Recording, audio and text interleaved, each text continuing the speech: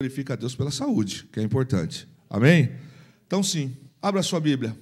Em 1 Samuel, capítulo 13, reunião de oração. Vamos para a terceira reunião de oração. 8h30 da manhã, às 3 horas da tarde hoje, certo? E agora outra. Todos que estão aqui estão cientes disso, que a igreja na terça-feira está orando 8h30, 3 horas e agora à noite.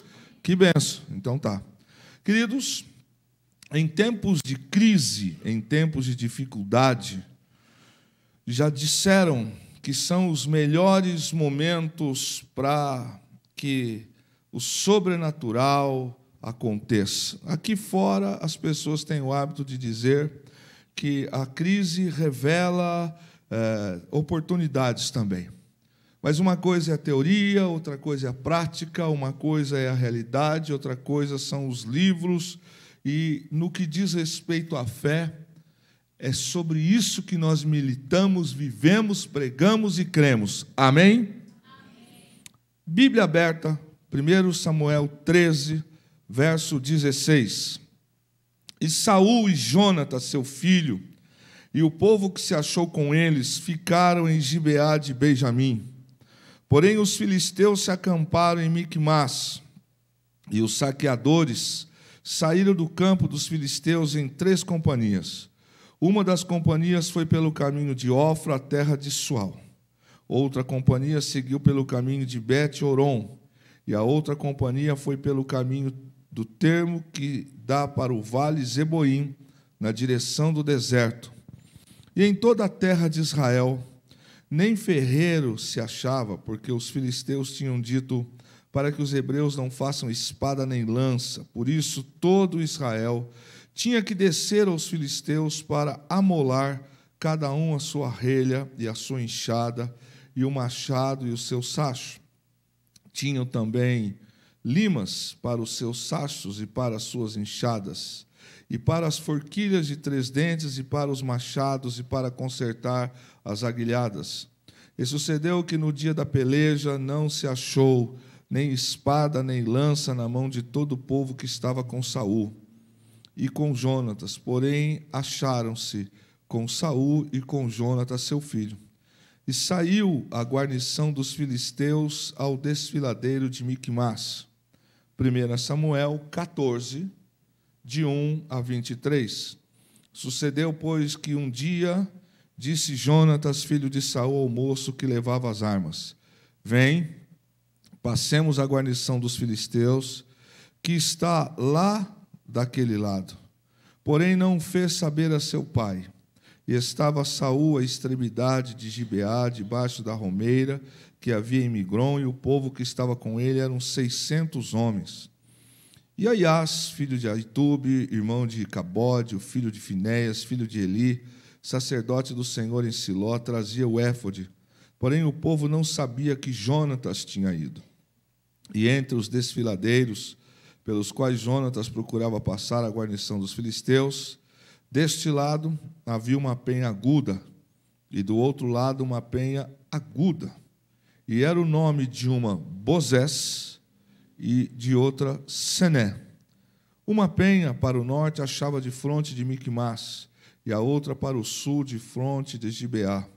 Disse, pois, Jonatas ao moço que levava as armas: Vem, passemos a guarnição desses incircuncisos.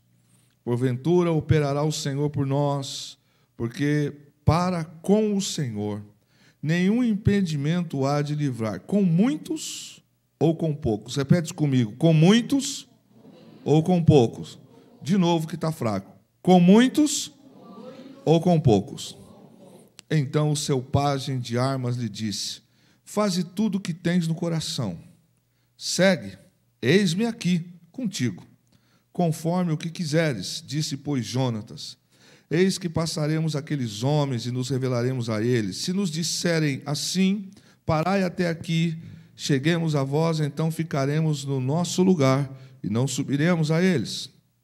Porém, se disserem: Subi a nós, então subiremos, pois o Senhor os tem entregado nas nossas mãos, e isso nos será por sinal.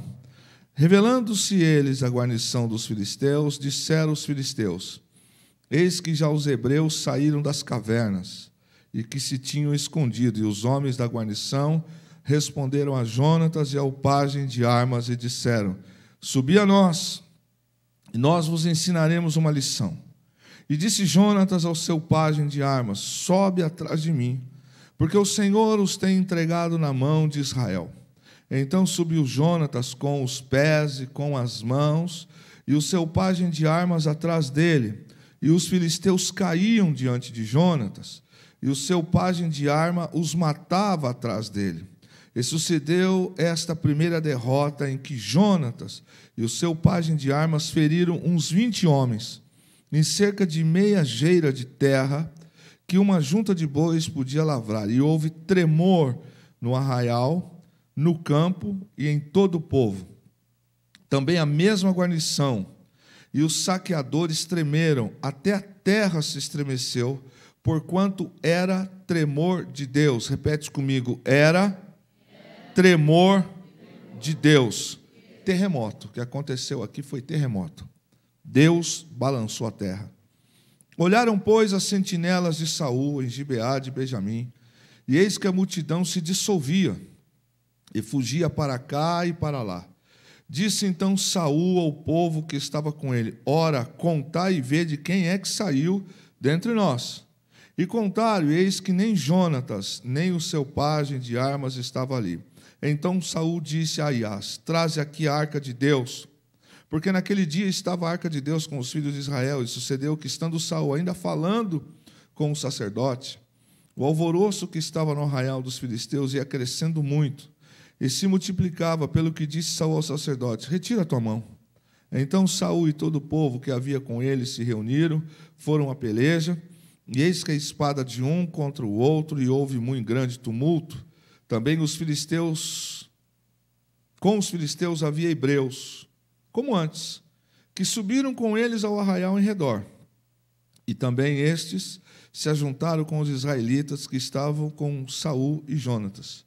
Aqui são desertores, traidores, que quando viram que ficaram 600 com Saul, mudaram de lado e foram para o lado dos filisteus. Ouvindo, pois, todos os homens de Israel, que se esconderam pela montanha de Efraim com os filisteus, fugiam. Eles também os perseguiram de perto na peleja. Assim livrou o Senhor a Israel naquele dia, e o arraial passou a Bet-Avém.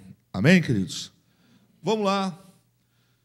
Tem coisas difíceis para a gente compreender pela razão humana militar. Aqui é uma delas. Uma guerra de 600 homens contra mais de 32 mil. Se você ler o capítulo 13 de 1 Samuel no início, você vai encontrar uma declaração de guerra dos filisteus contra Israel. Também, para a gente pensar, qual foi o motivo dessa declaração de guerra? Porque não tinha rei Israel. Mas quando Israel passou a ter um rei, ainda que fora da vontade de Deus, a coisa começou a tomar um rumo igual a outras nações. A gente quer ser igual aos outros, paga também. Enquanto Deus estava governando a nação, as guerras que vinham contra Israel, o Senhor as administrava com tranquilidade. Mas teve um pedido, né? Queremos ser iguais às outras nações. Quer ser igual? Paga a conta igual a eles também. E o que as outras nações, precisamente os filisteus, olharam desde o dia em que Saul foi levantado como rei? Esse povo tem histórico de vitórias. Esse povo tem histórico de vencer nas guerras mais difíceis. Ou a gente acaba com eles agora, ou eles vão se tornar uma grande nação. Esta foi a consequência daquilo que lá em 1 Samuel, que a gente já conhece a história, trata o texto, também no capítulo 13, quando eles então recebem esta palavra de Deus que fala com eles no capítulo 12, corrigindo, e diz assim: olha, vocês estavam debaixo da dependência de Deus, debaixo do governo de Deus, Deus deu vitória para vocês em todas as condições e sequências, e agora, simplesmente, vocês pediram um rei. Porque pediram um rei, vocês agora vão ter que arcar com essas consequências. Mas qual o motivo de pedir um rei? Porque queriam ser iguais às outras nações. Só para a gente pensar. A gente não precisa de certas coisas, irmãos. A gente não precisa. Mas essa mania da gente querer estar na mesma linha, nos mesmos costumes, da mesma forma que o mundo está, tem uma conta para pagar. Quem muito se mostra, paga por isso. Quer um exemplo? Como é que os sequestros e roubos e muita coisa acontece em algumas circunstâncias no campo patrimonial pessoal? Exposição. Se mostra, paga a conta. Se expõe, paga a conta. Esta nação, ela estava debaixo da bênção de Deus de uma forma plena. Eles pediram um rei. O fato é que os filisteus se incomodaram com a ordem e com uma disciplina diferente que eles vinham tendo. E isso leva aquela nação a declarar guerra. Se você olhar para o texto, você vai encontrar que 3.000 homens foram os selecionados por Saul para fazer parte do seu exército. E diante daquela guerra que foi declarada, sem razão. Qual o motivo dessa guerra? O motivo é que vocês agora estão com ordem, vocês agora têm um rei, e nós queremos acabar com essa coisa agora. Queremos acabar com esse negócio agora. E para isso eles tomaram uma posição e declararam guerra. Presta atenção nos números, que matemática não tem jeito. Ela é precisa. 32.000 filisteus alinhados, com carros, com cavaleiros. Israel não tinha nenhuma arma de ferro. Porque uma das maneiras de você manipular uma nação, um povo, um vilarejo, é dominando, subjugando eles, tendo eles debaixo das suas mãos. Eles cobravam caríssimo para amolar o ferro, que não era ainda a época da posse dos hebreus nessa grandeza. Eram os filisteus, os primeiros que tinham esse domínio. No tempo desta circunstância que Israel não tinha. O que eles faziam quando iam para a roça? Ficava lá a enxada, o rastelo e a foice prejudicadas, desce a Filistia, paga caro por isso. O ferro era algo muito caro, por isso os hebreus não tinham acesso a espadas, a lanças. Era algo muito caro para se ter. E o inimigo filisteu sabia que se ele desse mole para Israel ter essas coisas, essa turma tem histórico de guerra. Essa turma tem histórico para vencer. Vamos subjugá-los. Não deixa barato, dificulta o máximo. Mas até o dia em que Israel não tinha rei, eles ainda amolavam. Mas o dia que Israel passou a ter rei, acabou a história. Não negociamos mais com você. Nem pagando, a gente agora quer acordo com você. Porque nós queremos matar vocês.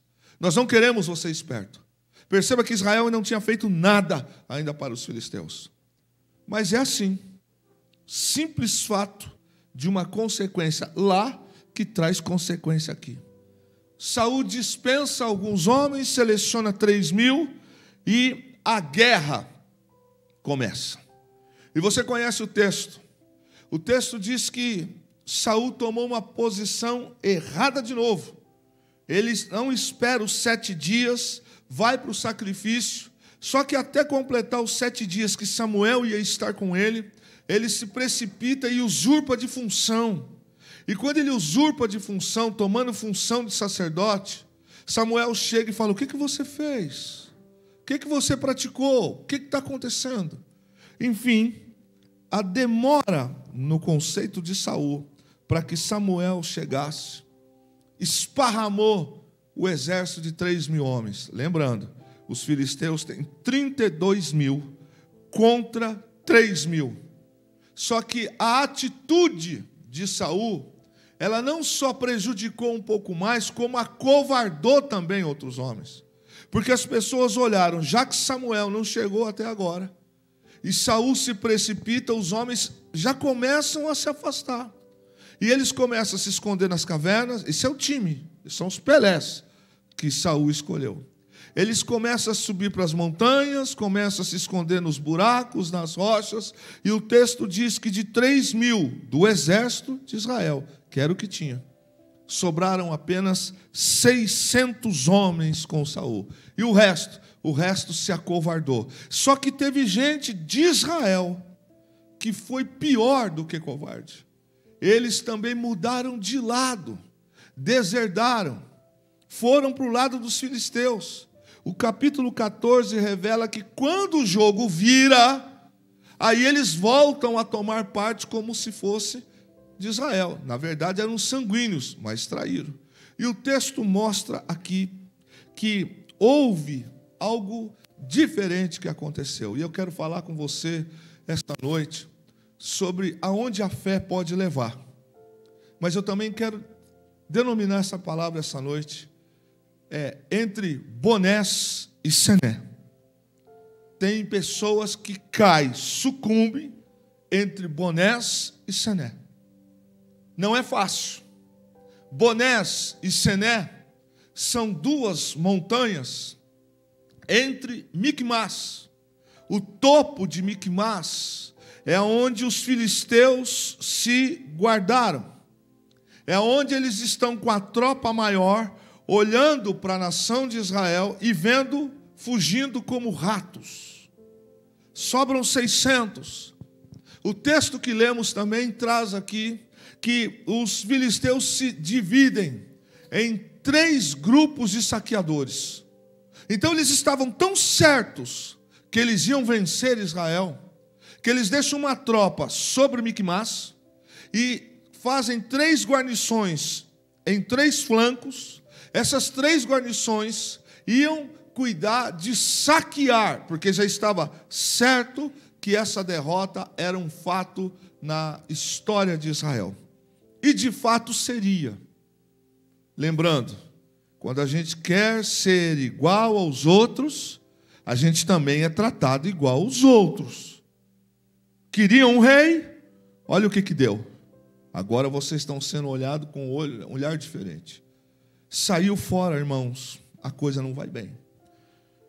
O texto diz que a derrota é um fato.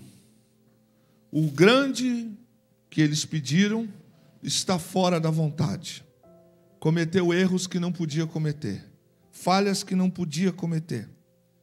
E lá estão 3 grupos que vão descer, que vão saquear, que já estão esparramados, e o grupo maior que está totalmente pronto para detonar com tudo.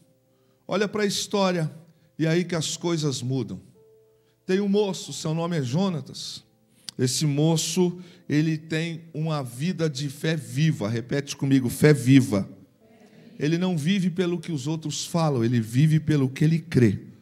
Para Jonatas, Deus é real. Para Jonatas, Deus é o Senhor sobre Israel. Não é à toa que Davi apegou-se à alma de Jonatas. Esses 2 juntos seriam um estrago contra as outras nações. Se Davi sozinho fez o que fez, imagine Jonatas junto. A Bíblia diz então que no momento em que a guerra já estava declarada falida, desfavorável a Israel, Jonatas toma uma atitude motivada por fé. E nós vamos orar esta noite, culto de oração, a 3ª oração deste dia. E eu não sei quais são os seus obstáculos, quais são os pontos íngremes e espinhosos. Mas uma coisa a gente aprende nesta noite, mais uma vez com a palavra, que a fé nos leva a locais diferentes. A fé nos faz andar em novidade. Tem gente que vai olhar para a nossa vida e vai dizer, como é que está em pé? Como é que estão em pé? Exatamente é isso que nos mantém diferente uns dos outros, é a fé. E esta fé de Jonatas é uma fé que o encoraja. Perceba que andar perto de pessoas fracas na fé, não vão sair dos lábios dessa pessoa palavras de fé. Por exemplo, você está com um problema, você está com uma dificuldade. Se você vai comentar com pessoas que não têm fé, Elas podem te abraçar, podem ficar com dó de você, podem trazer alguma palavra para massagear o teu ego, mas isso é um perigo. Porque o que a gente precisa nesse momento é tomar um choque de realidade e entender que o caos está ali, o problema está ali. E uma pessoa que não tem fé, ela transmite para outro um comportamento de frieza, de apatia. É mais ou menos assim, alguém declara um problema para nós, a gente fala, é verdade, meu avô morreu disso, a minha vizinha morreu disso, está difícil, está em crise, a coisa está complicada. Pensamento negativo atrai coisas ruins disso. Por quê? Porque se não tem fé, o diabo está dizendo, ele não acredita. E a Bíblia diz que sem fé, o que ocorre, igreja? É impossível. Está muito ruim. Sem fé. Mais uma vez, sem fé. É isso. Como é que a gente quer alcançar algumas posições se a gente já entra no campo de batalha derrotado, declarando, vou morrer nesse serviço, não vai dar certo, tudo que eu fizer, eu ainda vou continuar no mesmo lugar. Como é que Deus pode usar alguém com fé que declara que a sua vida é uma porcaria? Como é que alguém pode ser honrado e abençoado por Deus quando ela abre a boca para se ter atos de comiseração, de miséria, de deprimida, de derrotada? Algumas pessoas não conseguem ver Deus diante da crise. E o que nos faz diferente dos outros é que nós não vivemos por vista, nós vivemos por... Mais forte, vivemos por... A fé que movia o coração de Jonas encorajou o seu pajem. E ele disse, eu vou tomar uma decisão. Você está comigo? Ele disse, faça o que está no teu coração. E nós vamos fazer. Agora presta atenção. São 600 que sobraram. O resto se acovardou, uma parte deserdou e uma parte virou mercenário. Foi para o lado dos filisteus. O que Jonatas tem pela frente? Presta atenção no texto. Só tem 2 homens neste exército de 600 que tem armas de espada, Saul e Jonatas. Agora pensa uma guerra desproporcional. Eles vão lutar com enxada, vão lutar com foice, enquanto os filisteus têm os carros de guerra da época, eles têm capacete, eles têm armadura, eles têm lança, eles têm espadas afiadas. É uma guerra perdida, não tem como vencer. A proporção entre Jonatas, entre Saul, se comparado com 32 mil, é 100% de problema, vai dar ruim. E, no entanto, a gente olha para o texto, e eu não posso deixar aqui de qualificar a atitude de Saul como um cabra corajoso. Porque mesmo sabendo que poderia dar ruim, mesmo ciente da sua condição que ele está, ele ainda mantém posição para ir para o combate. Se é para morrer, vamos morrer combatendo. Não vamos morrer sem guerrear. E ele toma essa conduta. E a Bíblia diz que Saul está num canto, Jonatas vai com seu pajem, e os homens que estavam com Saul, na proporção menor, não se deram conta do que estava acontecendo. E a Bíblia diz então que Saul, estando no seu lugar, não vê quando Jonatas olha para uma situação e ele percebe que Deus pode, ele responde assim para o seu pajem: Deus não precisa de muito e nem de pouco para trazer a vitória. Deus dá a vitória com poucos ou com muito. Quantos creem nisso aqui, digam amém, digam aleluia. Pelo menos diga glória a Deus se você crê. Então, Silvia, a Bíblia diz que Deus não precisa de milhares e Deus não precisa de poucos. Se tem fé, Deus vai operar. Diga isso para quem está do teu lado. Se tem fé, Deus vai operar. Olha para a cena, querido. Os homens viram algo impossível. Porque Jonatas e seu pajem, eles têm que correr em zigue-zague diante dos olhares, para que não sejam surpreendidos. E eles tomam um caminho de subir por um obstáculo que ninguém ousaria militarmente tomar uma decisão como aquela. Porque Bonés significa algo escorregadio. A posição que Jonatas tem que subir para alcançar o topo de Micmas é a posição de rastejo, praticamente andando como que de 4. Ele tem que subir por uma montanha onde a primeira guarnição o percebe, a segunda pode ver, a terceira também, mas Jonatas corre, ele arrisca, e a palavra que ele tem é que Deus vai dar vitória. Perceba que a declaração de Jonatas não é, talvez Deus nos dê vitória. Com quem você faz aliança para andar? Com quem pensa negativo, com derrotado, com quem tem fé? Presta atenção. Porque pactos errados não terminam bem. Jonatas tem uma palavra do seu pajem que diz para ele assim: faça o que está no teu coração. O que Deus colocou, você faça. O teu ânimo é o meu ânimo. E eles fizeram algo que é loucura. Eles começam a caminhar, e na sua caminhada, ou seja, subindo em uma montanha lisa e escorregada, eles também têm que passar por um outro penhasco chamado Sené, que é de espinho. A vitória não é tão fácil como a gente pensa que é. Para vencer, algumas pessoas acham que faz uma oração de manhã e está tudo bem, está tudo resolvido.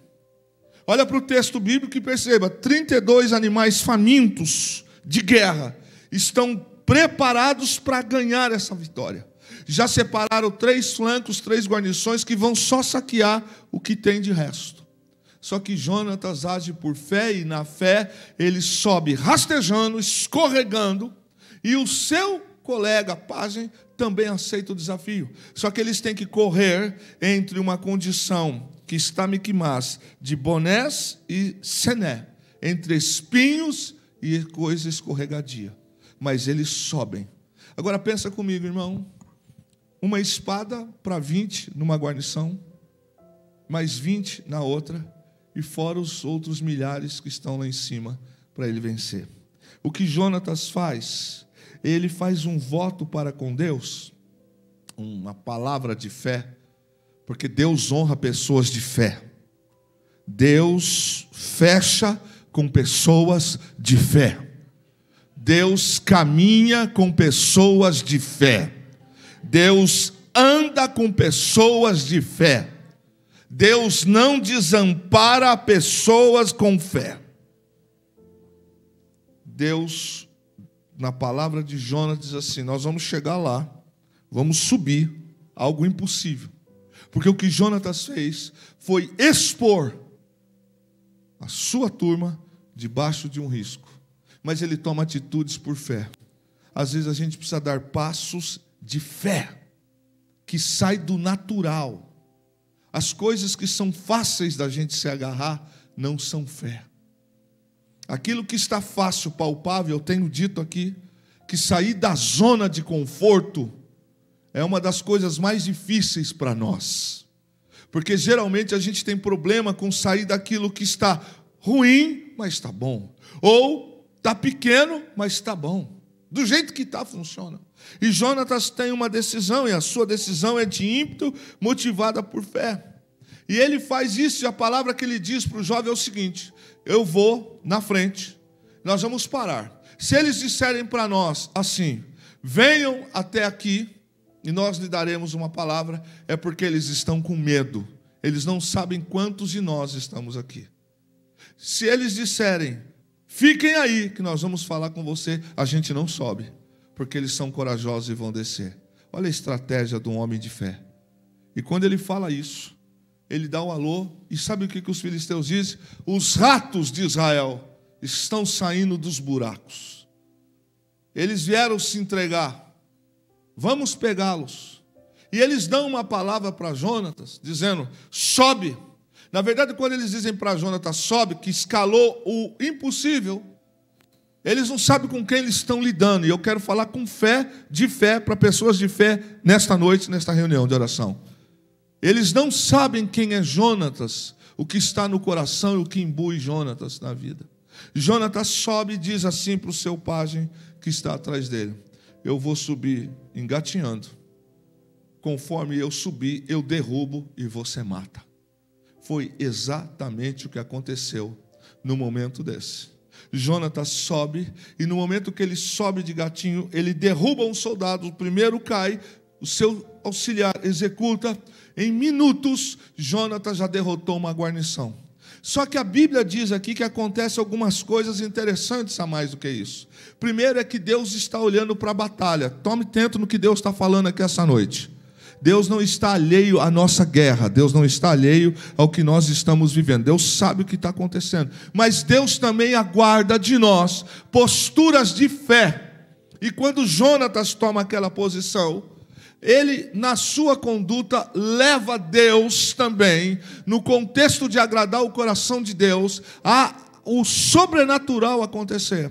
No momento em que Jonatas está subindo de 4, derrubando os soldados da primeira guarnição, e o seu colega está matando, Deus estremece a montanha. E no momento em que Deus estremece a montanha, os soldados caem, fica mais fácil, eles matam a primeira guarnição. A segunda guarnição está começando a ver o que está acontecendo. Quem está no topo de Miquimás vê o que está acontecendo. E Saul, que está do outro lado, fala: está acontecendo alguma coisa. Porque conta aqui quantos dos nossos que não estão presentes fizeram a contagem, faltou Jonatas e o seu servo. O fato é que no agir de Jonatas, Deus move as circunstâncias e de repente um espetáculo aos olhos dos filisteus começa a se desenrolar. 20 cadáveres, os melhores. Olha para o texto diz que eles eram saqueadores. Sabe que tipo de gente é esse? Gente que entra no campo de batalha e não tem problema de olhar no olho do inimigo para executar. São pessoas que são destemidas no combate. É a tropa de elite de um exército. São pessoas que vão abrir no meio do campo de batalha espaço para que o resto da tropa venha. São pessoas capacitadas, treinadas, fortes, habilitadas. Só que essas pessoas não sabem que Deus está no negócio. Eu quero dizer essa noite para você, se você crê, haja por fé e deixe que Deus tome conta do seu negócio.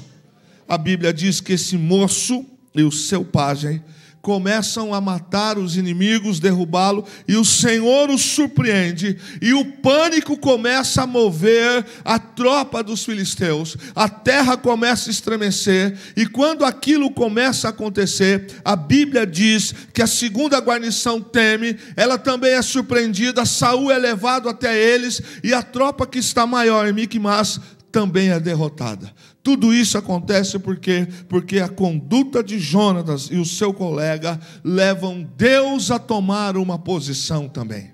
Queridos, a gente olha para a história e vê que Jonatas teve coragem de tomar decisões no processo.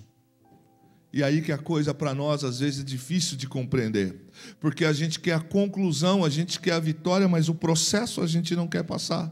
A decisão de Jonatas foi de agir com coragem e por fé. E a decisão que Jonatas tomou fica claro para nós, e tomara que você esteja ouvindo com os ouvidos da fé esta noite. Aquela guerra não era uma guerra comum, era a guerra de Deus. Deus tomou aquela guerra e tomou-a para que Ele estabelecesse a vitória. O problema é que às vezes a gente fica com medo das posições que vamos tomar, mesmo sabendo que Deus está no negócio. A gente ainda fica com receio de caminhar, a gente ainda fica com receio de avançar. Mas se Deus está no negócio, filisteu não sobreviverá. A Bíblia diz que os filisteus tiveram terror no campo, porque eles não esperavam que 600 homens os derrotassem. Agora, retrocede um pouquinho no pensamento comigo. Aonde isso começa? Começa com um moço, com uma espada, que toma coragem de subir pelo escorregadio e atravessar pelo espinheiro. Eu vou repetir. Entre Bonés e Sené, a gente tem que tomar uma posição. Quem não toma posição, paga a conta. Aceita o jugo. Aceita a escravatura. Você sabe que uma das coisas que os exércitos inimigos queriam com o exército de Israel, uma forma de rendição: venha até nós, nos permita furar o seu olho direito e nós então te daremos a vida. Olha que proposta do capeta. Mas é isso que acontece, irmãos, quando a gente fica sem tomar atitude naquilo que para nós precisa ser tomado atitude. Jonatas caminha por um lugar que ninguém caminharia. É fácil ir para o campo de batalha? Não é. É fácil andar por lugares que vão machucar? Não é. É fácil manter-se em pé em locais escorregadios? Não é. Mas eu faço uma pergunta para esta igreja que é inteligente esta noite. Quem você acha que sustentou Jonatas no local escorregadio e no local espinheiro? Deus. Todas as vezes que nós tomamos as decisões em Deus certas, Deus não vai falhar com a gente. Deus vai honrar as nossas posições. Perceba que a inteligência de Jonatas é correr em zigue-zague. E quando ele corre em zigue-zague, ele chega aonde ninguém chegou. Olha para o texto. Nunca ninguém subiria aquele caminho, porque era o impossível. Nem o exército filisteu ousou subir por ali. Mas quem é que disse que as estratégias de Deus para a nossa vida são comuns? As estratégias de Deus para a nossa vida são sobrenaturais. Deus nunca vai caminhar com a gente por aquilo que é fácil. Deus nunca vai caminhar com a gente por aquilo que todo mundo faz com os 2 pés nas costas. Quer um exemplo? Mar Vermelho, o exército de Faraó, vai morrer todo mundo. Deus os leva para um ponto, e foi Deus quem os conduziu, e diz para Moisés: por que você estava falando comigo, clamando comigo? Toca nas águas. É o difícil, é o sobrenatural, é o improvável, mas é fé. Agora eu te pergunto, se Moisés não toca com o cajado nas águas, as águas não se abririam? Querido, deixa eu te dizer, possivelmente quem conduz, se não age com fé, família perece. Se não age com fé, a igreja quebra. Se não age com fé, o casamento acaba. Se não age com fé, a empresa fecha. Só que a fé não é loucura. A fé é baseada numa questão sobrenatural. Se não tem fé, não tome atitudes que exigem fé. Não basta dizer eu tenho fé, porque fé que não tem atitude não é fé, é religiosidade. E a Bíblia diz que este moço, ele sobe a montanha e ele faz com que Deus mova e trema aquela região. Quando olhamos para o texto, nós vemos que o barulho, quando Deus estremeceu os montes, o barulho inquietou os restos dos filisteus que estavam no topo de Miquimás. E é isso, querido, que eu venho compartilhar com você nesta noite, para a gente orar. Quando Deus estremece, não tem quem fique em pé. Quando Deus estremece, não interessa se tem 32 mil. Lembra na declaração de Jonatas, o que ele disse para o seu pajem? Ele sabe que o exército dos filisteus são como a grão de areia. E ele diz isso, o texto estabelece isso. Mas ele diz assim para o moço que está com ele: Deus não precisa de muitos ou de poucos para dar vitória. Deus dá vitória para quem age com fé. É nessa palavra que eu quero que você saia daqui essa noite em nome de Jesus. Que você saia daqui essa noite, independente da quantidade de adversário, independente da quantidade de guerra, independente dos obstáculos, tome uma atitude entre Bonés e Siné. Haja por fé. Se você tiver que andar em zigue-zague, ande em zigue-zague. Se você vai ter que subir por locais escorregadios, vá. Mas vá cantando, vá glorificando, vá orando, porque Deus entregará nas suas mãos aquilo que você precisa. A Bíblia diz que quando esses dois sobem lá, não tinha ainda terremoto. Naquele local não tinha acontecido. Mas foi atitude, repete comigo, atitude. As nossas atitudes, quer alguém discuta comigo ou não, se a Bíblia diz que sem fé é impossível agradar a Deus, me explica por que Deus mandou o terremoto. Se Jonatas não toma uma atitude, como é que Deus pode tomar a dele? Quem está entendendo? Ele toma uma atitude, e Deus está assistindo tudo. Alguém que está aqui dentro essa noite não tem essa percepção que Deus está lhe assistindo? Deus está assistindo o desenrolar da nossa vida. Deus está assistindo a injustiça. Como não? Por que vocês querem matar Israel? Porque eles têm um rei. Apesar de que, o profeta diz isso para eles no capítulo 12. Apesar de vocês desagradarem a Deus, na escolha de um rei, obedeçam a sua palavra. Vivam debaixo da palavra, dos seus decretos. Samuel fala isso para a nação. Apesar de que aquela circunstância gerou uma tristeza em Deus, Deus não desampara quem nele confia. A Bíblia diz que a atitude de Jonatas, quando ele sobe, e não pense você que o tremor veio no primeiro que caiu, ele precisou tomar atitudes. Quem está entendendo, diga amém. Então me ajuda esta noite, porque eu também já estou cansado, e diga para alguém que está próximo de você: atitudes. Irmão, se você falar essa atitude desse jeito, sangue e fogo na terra, viu? Fala pelo menos com a comida que você comeu, diga atitudes. É isso, irmão. Atitudes. A gente quer conquistar, a gente quer ter, a gente quer possuir, e eu não estou falando de coisas materiais, isso é uma consequência, isso é uma possibilidade que Deus pode dar. Eu quero um casamento melhor, mas eu não tenho atitudes de um casamento melhor. Eu quero um relacionamento melhor dentro da minha casa, mas eu não tomo atitudes de um relacionamento melhor.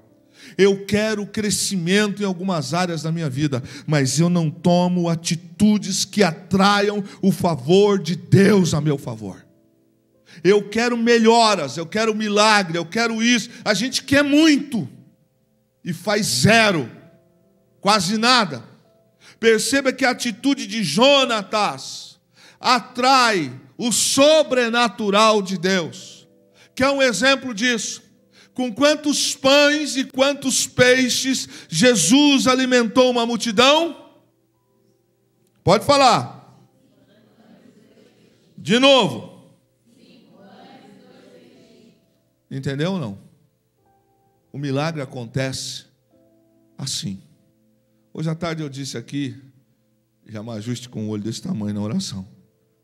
Eu disse, se Deus quiser mandar um cachorro vomitar na porta da igreja, despejar sei lá, de dinheiro, Deus faz. Pastor, isso é antibíblico. Então me explica como é que o corvo levou comida para o profeta, e me explica como é que Jesus falou para Pedro: vai pescar o peixe que você pescar, vai abrir a boca, tem um denário, paga, dai a César o que é de César. Deus pode tudo naquilo que nós não compreendemos. Não despreze um homem de fé, uma mulher de fé, e não despreze o Deus deste homem, que eu estou falando do Deus da Bíblia, porque aquilo que é impossível aos homens é possível para Deus. Quem é que disse que o menino ruivo que cuidava de ovelhas ia virar rei de Israel? A Bíblia diz que o sobrenatural, o ato miraculoso apavorou. Guarde isso no seu coração. Suas atitudes, minhas atitudes, entre Bonés e Sené, vão mover o coração de Deus. Eu vejo as pessoas reclamando de crise, de prosperidade, de uma série de coisas, mas ela não toma atitudes. Ela fica no natural. Tem medo de exercitar a fé, vive no conta-gota. Já viu pessoa que não é dizimista, como é que vive? Viu como é que vive? E pergunta para um dizimista fiel como é que ele vive. Veja se acontece algumas coisas. A gente precisa olhar para o texto e ver que a atitude de Jonatas, Deus olha para ele agindo. Ele declarou aqui atrás. Só que não é uma declaração no louvor que cantou aqui no início. Não é uma declaração do culto de domingo. Não é cantar uma canção e fazer meia mão, aleluia. Não é uma declaração de que se der eu vou, se não der eu não vou. Não é uma declaração de alguém que fala, olha, qual é a probabilidade disso dar certo? A probabilidade disso aqui dar errado é 100%. Só que eu não estou indo em cima de probabilidade, eu estou indo debaixo de fé. Tem alguém que entrou com fé aqui essa noite? Olha para o texto. A Bíblia diz que este moço começa a fazer a parte que ao homem cabe fazer. Grave isso na sua cabeça. Deus não vai fazer nada que a mim é para fazer. Entendeu? O que, por exemplo? Ser fiel. Você ama as Escrituras ou ama o presente século? Eu amo o presente século. Deus não vai fazer nada por você. Você ama o que você está vendo ou você ama os estatutos de Deus? Porque se você amar os estatutos de Deus, se você se submeter a viver sobre os estatutos de Deus, olha o que a Bíblia diz, não sou eu quem digo, eu preciso pregar isso aqui, porque é o que eu creio, é nisso que essa igreja está. Esta semana vai fazer a 52ª Assembleia Estadual de uma igreja que crê nisto. 1000 cairão ao teu lado, 10.000 à tua direita, mas você não vai ser atingido. É o que a Bíblia diz. Quem acredita na Bíblia, faz barulho, diga aleluia, faça qualquer coisa aqui. A Bíblia diz. Se a Bíblia diz, a Bíblia não falha. Qual é a sua realidade e a minha realidade? A realidade é que a gente olha para o problema e fala assim, é difícil. Ô irmão, eu sempre falo isso para a Fernanda, viver custa. As pessoas querem milagre na vida acordando 10 horas, 11 horas da manhã. Querido, quem quer vencer, levanta cedo. Quem quer a casa limpa, levanta cedo. Quem quer o almoço pronto na hora, deixa as coisas prontas. Quem quer vir para a escola dominical, dá um jeito. Quem quer vir para a vigília, dá um jeito. Viver custa. Para muita gente não, porque tem roupa lavada, mamãe e papai põem a comidinha na mesa, o lençol está limpinho, sai para trabalhar, a comida está feita, chega, o banheiro está limpo. Para algumas pessoas é assim, até a página 2. Uma hora o jogo reverte. Primeiro, a gente precisa tomar as decisões na nossa vida por fé. Quem entendeu? Mas sabe como é que é, né, irmão? Se eu tomar essa decisão, Ele vai tirar isso de mim. Se eu tomar essa decisão, vai faltar isso aqui. Você que está declarando, não sou eu. Você já está entrando numa tomada de decisão, dizendo, eu vou tomar essa decisão, mas vai faltar. Eu vou tomar essa decisão, mas na verdade eu não confio no que Deus vai fazer. Então não tome essa decisão. Continue vivendo na miséria. Continue vivendo na vidinha espiritual desse tamanho aqui, ó. Entrando e saindo da igreja com a fezinha desse tamanho. Continue dependendo da oração dos outros para massagear o teu ego, porque você gosta de religiosidade. Então viva por isso. Daqui a 10 anos você vai ver as pessoas prosperando, crescendo, você envelhecendo e não conquistou nada. E eu não estou falando de coisas materiais, é uma consequência. Deixa eu dizer uma outra coisa aqui. Aproveita e fala para alguém, se você conhece, se tiver um tímido do seu lado, fala para ele o que a Bíblia diz sobre os tímidos. Os tímidos não herdarão o reino de Deus. Está na Bíblia. Fica com... Não vai a lugar nenhum, irmão. Aqui está um exemplo de 2 homens. Um que é servo e o outro que é o príncipe. Só um tem espada. E eles enfrentam entre Bonés e Siné, uma montanha escorregadia e uma outra de um vale espinhento. Não é fácil não, meu irmão. Às vezes a gente olha para algumas pessoas o que elas têm, e agora eu falo do material, e a gente olha e vê o resultado. Dá uma olhada no que eles plantaram lá atrás para ter o que tem. Dá uma olhada nos dias de trabalho, nos feriados que trabalharam. Dá uma olhada no comportamento de fé. Dá uma olhada em algumas pessoas que chova ou faça sol, tomando banho ou não, saem do trabalho e prestam culto para Deus. Dá uma olhada na vida de pessoas que têm Deus como primazia. Sabe o que é isso? Prioridade.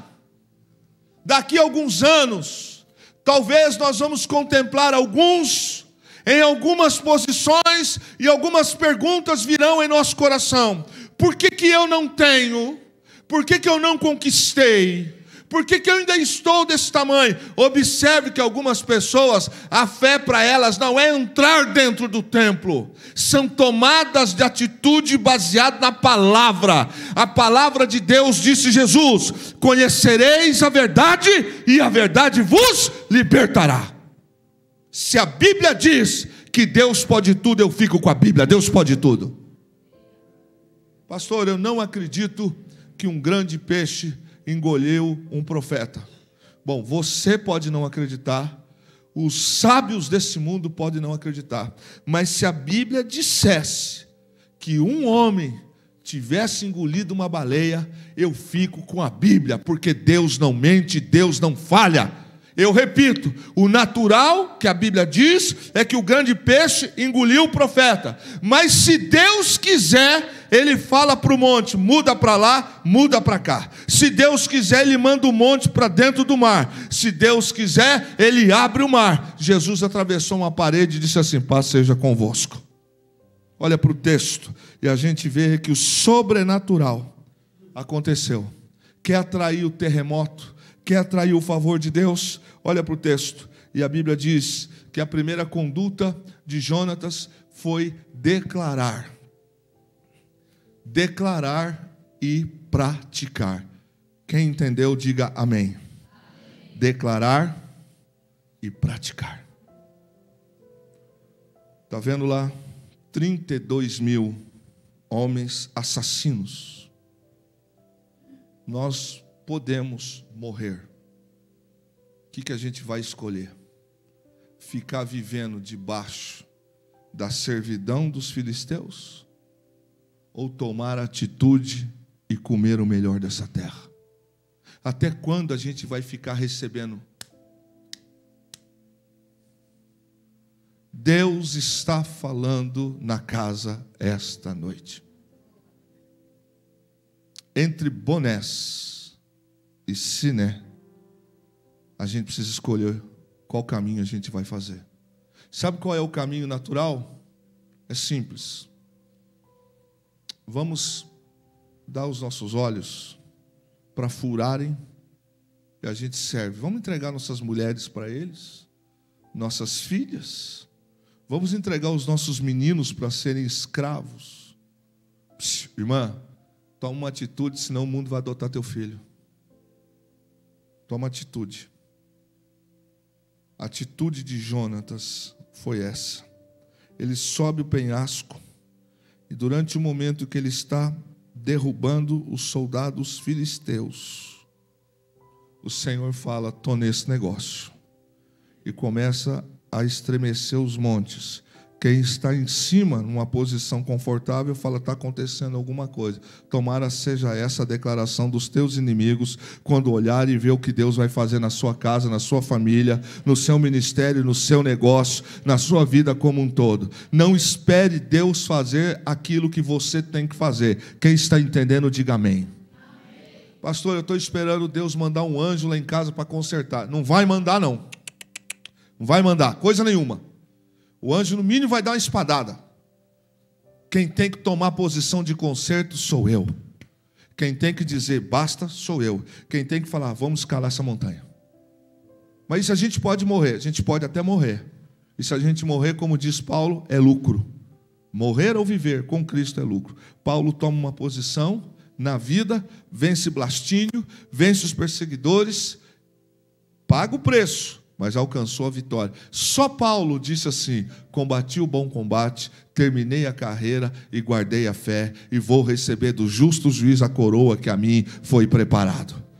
Querido, existem algumas pessoas que entram e saem de dentro dos templos, e os seus olhos continuam carnais. Sabe que a atitude de Jonatas foi uma atitude de indisciplina militar.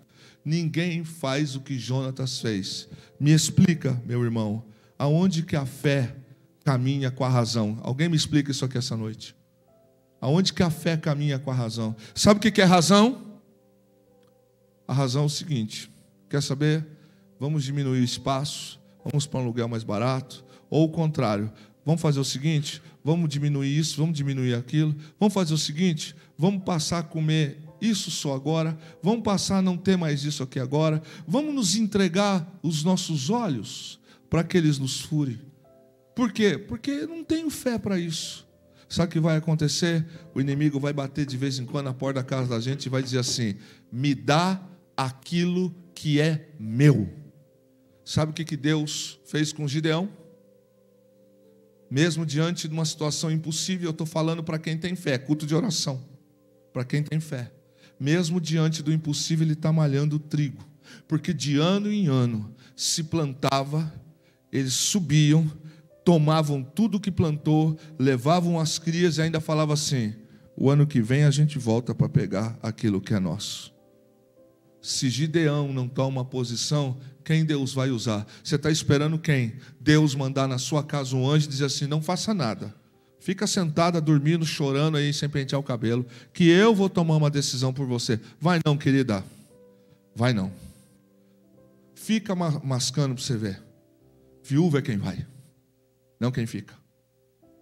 Toma posição diante de Deus, de fé.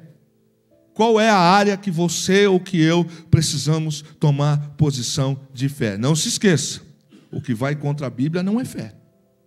Deus jamais vai contra a sua própria palavra. A Bíblia diz que esse moço subiu as duas montanhas, os dois penhascos, correu em zigue-zague, era a proporção de 2 contra 31.998 soldados. Se eram 32.000 contra 600, no caso, naquele momento da batalha era menos Jonatas e o seu pajem, dá exatamente 31.998 para 2. Quem é o louco que toma isso a sério? Só pessoas de fé derrotam filisteus. Só pessoas de fé. E eu estou falando aqui essa noite aquilo que Deus colocou no meu coração essa tarde, quando eu orava aqui. Pessoas de fé têm coragem de subir por lugares escorregadios e por lugares de espinhos, porque Deus estará com eles. Pessoas de fé tomam passos de fé. Enquanto a gente fica segurando o agir de Deus, o milagre não vem, a salvação não chega, aquela coisa gostosa da libertação não acontece, porque eu estou segurando. Eu não vou tomar essa posição, eu não vou fazer isso aqui, eu não posso fazer isso. Esse é o discurso do inferno. Você não pode, você não deve, você não será capaz. De fato, eu não posso, você não pode, mas o que está sobre a nossa vida, este pode tudo. Diga comigo: Deus pode tudo. Fica em pé. Deus pode tudo. Qual é o teu pedido de oração essa noite, meu irmão? Que nós vamos orar. Cada um com o seu pedido de oração. Qual é o teu pedido de oração essa noite? O que é que você